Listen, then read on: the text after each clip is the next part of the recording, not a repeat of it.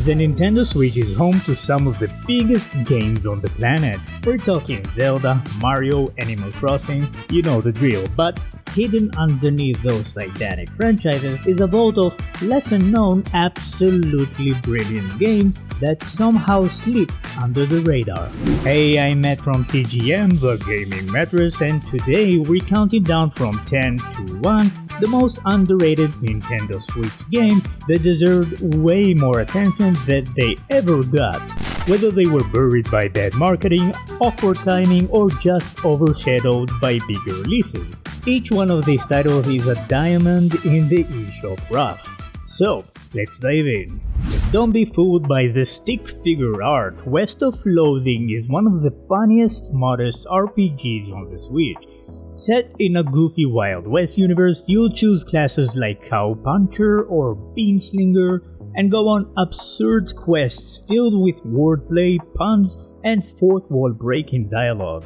But under all the jokes is surprisingly robust RPG with solid mechanics and branching choices. There's an entire haunted pickle factory, a room that changes based on how many steps you've taken, and dozens of ridiculous side quests. Every conversation is witty, every encounter can go in an unexpected direction, and you'll probably laugh out loud more than once. It got solid reviews but never really broke through because of its low-feel look. But trust me, it's one of the smartest games on the platform. If you like comedy RPGs or games that never take themselves too seriously, this is essential. If Stardew Valley is the farming sim where you start fresh, Littlewood is the one where the hard part's already over. You've defeated the Dark Wizard, the world is safe, now it's time to build a life. You'll design your town, farm, fish, different villagers, and slowly uncover your lost memories. There's no combat, no stress, just pure post-adventure relaxation. What makes Littlewood special is how customizable everything is. You place buildings wherever you want, you terraform land, create lakes, and shape your village like it's your own cozy kingdom. The townsfolk have daily routines, unique backstories, and relationships that grow over time. It didn't make waves because it's launched alongside bigger titles, but it's every bit as charming and rewarding as Stardew Valley. If you're looking for a slow life sim with heart and humor, this one deserves your time. A slow, meditative sci-fi story told entirely through a user interface sounds weird, but it works. In other words, cast you as an AI assisting a xenobiologist as she explores an alien ocean. You never see her directly, only data points, sonar reading, and log entries. But through this abstract interface, the game paints a surprisingly emotional picture. Your job is to analyze new life forms, navigate submerged caves, monitor oxygen, and slowly piece together the mystery of a lost research team. There's a moment when you discover a bioluminescent reef and the music swells. It's stunning, even though all you're seeing is minimal visuals and text. It's a game for thinkers, not button mashers. Think Return of the Obra Dinn meets Subnautica filtered through an operating system UI. It's unique, touching, and deeply immersive in ways few games dare to be. Flynn Son of Crimson is a 2D action platformer that hit that sweet spot between classic retro sensibilities and modern polish. You play as Flynn, a red-haired hero bonded with a magical beast named Dex, fighting to stop the encroaching scourge from consuming the land. What sets it apart? The combat feels fantastic. You can swap between melee weapons, a magical gauntlet, and elemental powers to tackle enemies in style. Levels are handcrafted, no procedural generation here, with secret paths, tight platforming, and puzzle elements. Visually, it's gorgeous. Think classic SNES platformers but reimagined with today's tech. It didn't get nearly enough attention because it launched alongside some huge releases, but it's a hidden indie gem that fans of Shovel Knight, Celeste, or even Mega Man will appreciate.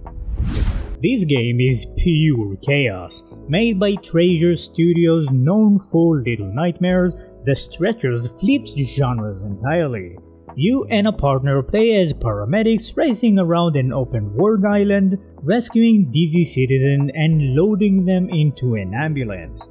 It's co-op focused but totally playable solo.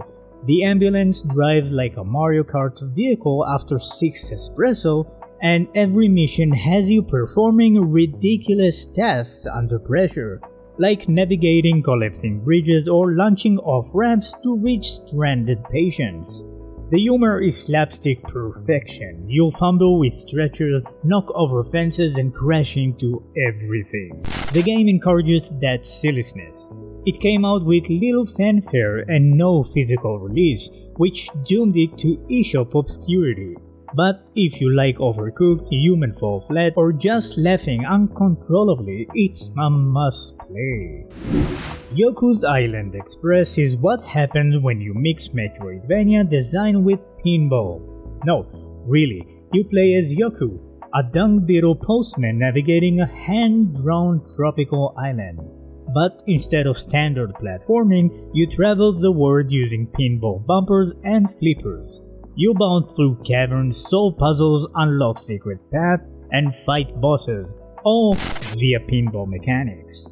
The game has no combat in the traditional sense. Instead, it's about flow, learning how to navigate this bizarre island using kinetic momentum and physics. There's a side quest where you help a ghost find peace by tracking down their lost belongings. Another involves brewing ancient jungle coffee using ingredients scattered across the island.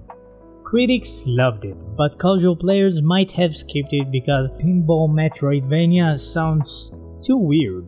But that's the charm, it's inventive, joyous, and play like nothing else on the Switch.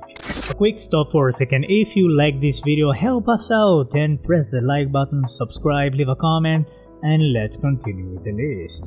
Imagine a Metroidvania where you can't walk. Instead, you leap from surface to surface using gravity-defying jumps to navigate levels.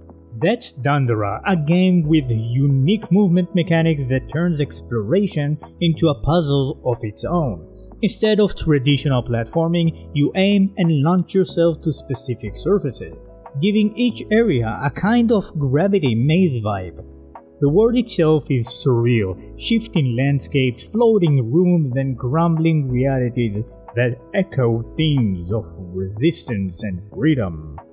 The soundtrack is incredible, with a pulsing energy that keeps you moving. The combat, while minimal, ramps up over time with upgrades and clever enemy design. It's also one of the few games from a Brazilian studio that uses real cultural history. The protagonist is named after Dandara dos Palmares, a warrior who resisted colonial forces. It didn't catch mainstream attention, maybe due to its steep learning curve and lack of familiar movement. But it's worth sticking with. Once it clicks, you'll see why fans call it one of the most original Metroidvanias out there. From Capcom, of all places, comes this incredibly atmospheric undersea exploration game. Shinsekai puts you inside a diving suit as one of the last surviving humans in a flooded Earth. The controls are deliberately slow, the pressure is constant, literally, and the exploration is captivating. There's a twist: your oxygen tank isn't just for breathing, it fuels your movements too. You'll upgrade your gear as you discover ancient ruins, encounter glowing sea creatures, and unlock audio logs from a time long ago. There's an intense boss battle where you fight a massive sea serpent using only harpoons and wings. Despite being a technical marvel, especially its dynamic audio system that changes based on the water depth, it got barely any marketing. Capcom treated it like a side project, but it's way more than that. If Subnautica and Hollow Knight had an underwater cousin, this will be it. Take Metroid, squish it into black and white pixel art, and throw a cat into a mech suit. That's Gato Roboto. This bite-sized Metroidvania from Devolver Digital delivers tight gameplay, great humor, and surprisingly satisfying sci-fi romp in a compact package. You play as Kiki, a cat who crash lands on a hostile planet and pilots a mech suit to save her stranded human companions.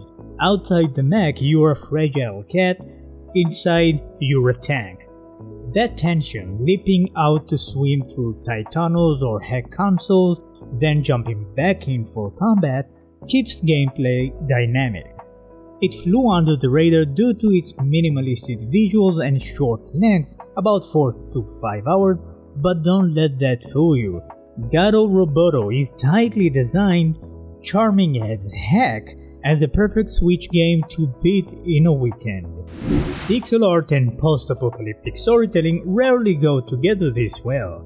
Eastward is a stunning indie RPG from Pixville, and it oozes with personality. You follow John and Sam, an unlikely father-daughter-like pair, as they journey through a mysterious world filled with decaying cities, bizarre characters, and layers of storytelling that just keeps unfolding. The game blends real-time combat with environmental puzzles, town exploration, and a surprisingly deep cooking system that's more than just flavor. Some dishes give you a vital boost or effect. One standout section has you exploring a terrain station overtaken by monsters, while another features an in-game arcade game that's essentially a full retro RPG. Critics praise its gorgeous pixel visuals and strong world building, but it didn't get the traction it deserved, possibly due to its slow burn pacing. It's like Earthbound had a baby with The Last of Us and nobody told anyone about it. So there you have it, 10 Switch games that didn't get the spotlight but absolutely deserve it. Whether you're in the mood for something deep, something cozy, or something just plain weird, these underrated games prove that Nintendo's little console still has surprises up its sleeves. Let us know what you're adding to your wishlist. Leave a like, subscribe, leave a comment, and ring the bell for more gaming deep dives like this. Thanks for watching, and don't forget, enjoy your games.